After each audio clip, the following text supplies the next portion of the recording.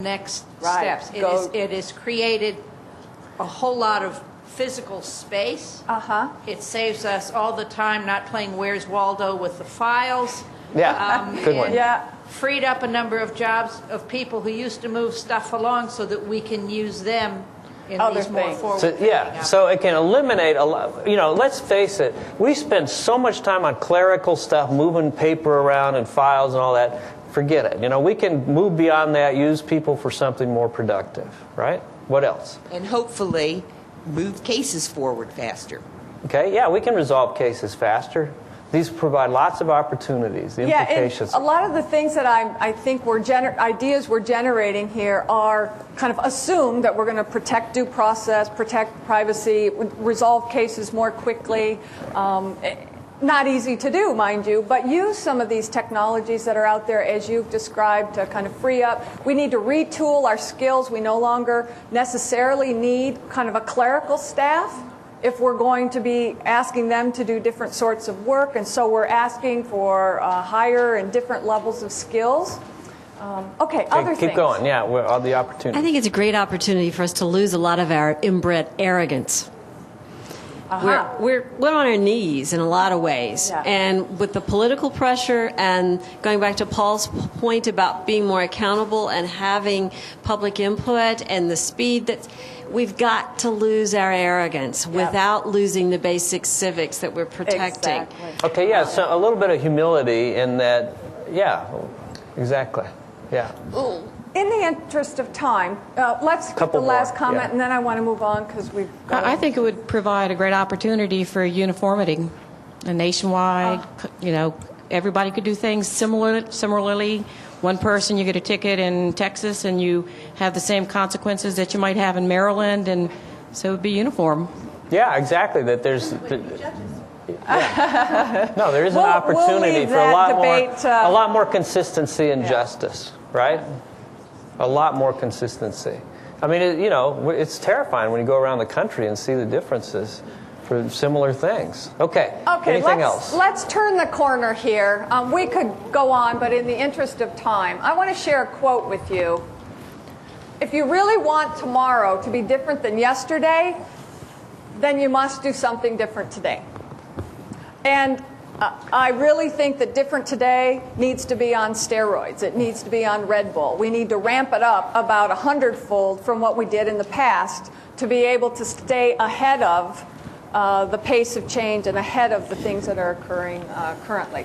So what we want to share with you are 7 things that we think court leaders not can do, must do. And we want to get your input on some of these ideas. Because as you can see from the list on page 4 in your materials, they're pretty general, but you'll see a theme. We're trying to promote kind of radical rethinking of how we do business. So the first one is, and John touched upon this morning, jettison the mindset that we're going through a short-term rough patch and that things are going to improve. I really do think the good old days are gone. I don't think we're ever going to come back to what was funding levels, the proportional growth that John talked about. You might have your, budget dollars back, but the growth that we once experienced. I think this is the new normal. And I think that's why we hear a lot of you, we got to do more with less. Well, we're going to propose here in a minute that perhaps it's both more with less and less with less. Okay, but there's a second part of that, jettison the mindset, that things are going to get better. There's also being realistic.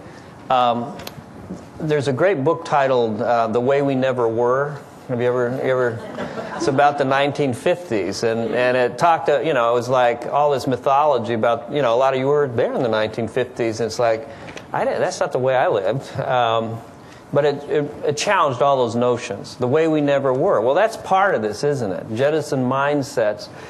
We create a fantasy world about how good things were, and they really weren't, all right? We also do, the older you get, the better you were kind of thing. My times in cross country have gone down every year. You know what I'm saying? So that's part of jettisoning the mindset, being very realistic about the way things really were. All right? That's part of it.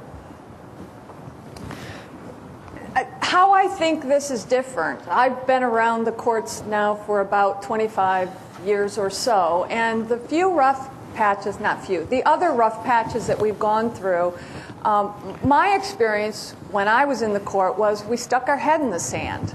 This too shall pass. And if we can just wait it out, the good times will come back. You know, LEAA days, right? Okay, I know I'm dating myself again, but those funds were available, then they went away. This too shall pass. Poof, SJI appears. Woohoo! They've been the saving day, saving grace. Thanks. Thank goodness for them. But I really think we have two choices. We can survive, try to survive, or we can learn to thrive. And I think, albeit difficult, it's a time to figure out a way to thrive in this new normal. All right. Anybody have any questions or comments about this one? There's 7 of them. We want to share. They get a little more specific than this. Okay, here's another one. We think it's time, and like you haven't been doing this already. I mean, we know you have been. Re-examine why do courts exist? Okay, well, we know why courts exist. We can read the Constitution. We know there's a specific purpose that they fulfill. I think it's time to look back at those visions of where you want to go, where you've said in the future you want to be ideally. And when I say critically review, prioritize, and align, again, I'm talking on steroids here. I'm talking not just kind of sit back and have a casual conversation. I'm talking about having a revolutionary conversation about where do we really want to go, what's practical in this new environment, and then aligning your priorities and services accordingly. Why are we in a lot of the family business we're in? Why are we really in divorce business, so forth and so on? I don't know. I'm being provocative. But it's those kinds of questions, right? We did that in civil litigation. Everything needs to be on the board to try and figure out how does this really fit in. Is this the right priority? Okay. I know John mentioned this in the plenary about, looking at what are the core services of courts. Well, we know case management, case resolution, disposing of cases equitably and fairly and justly, and all of that is the very reason why courts exist. We've wrapped a lot of services, needed services around courts. But I do think it requires at this point, in this new world that we live in, the new day, to step back and critically say what services are tertiary, like 2 or 3 beyond our core. And not necessarily, I know that they came to courts because there was a big need. But this may be where it's time to look at it's outside your purview, and that's where you collaborate. It's not like you stop providing them, but you find others partners and other folks in your community that can step up and deliver those services. Now, I know you do this and you're looking for them, but I think there's opportunities there. And this is, again, an example of where I think courts in this new world, you have to shed or consolidate or re-engineer, rethink the sets of services that you provide. This requires tough dialogue. Well, and part of that is because, let's face it was easier to assume services on our part that from others, right? It's like I get tired. I've been in courts where it's like we got tired of trying to hold somebody accountable in a treatment service of some sort, right? So we took it on ourselves.